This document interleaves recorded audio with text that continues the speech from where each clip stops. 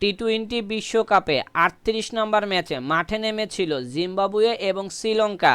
এই ম্যাচে শ্রীলঙ্কা টস জয়লাভ করে আগে ব্যাটিং করার সিদ্ধান্ত নেয়। শ্রীলঙ্কা ব্যাটিংয়ে নেমে নির্ধারিত ২০ ওভারে ১৭৮ রান তুলতে পারে ৭ উইকেট হারিয়ে। শ্রীলঙ্কার ব্যাটারদের মধ্যে সর্বোচ্চ রান করেন ওপেনার পাথুম নিশাঙ্কা। ৪১ বলে ৬২ রান করে তিনি আউট হয়ে যান।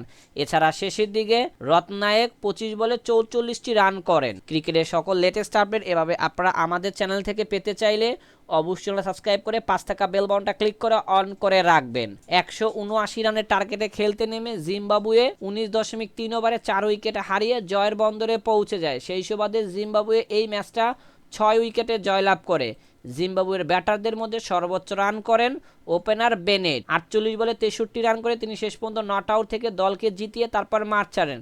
এছাড়া শেষের দিকে সিকান্দার রাজা ২৬ বলে ৪৫ রানের টর্নেডো একটা ইনিংস ছিল।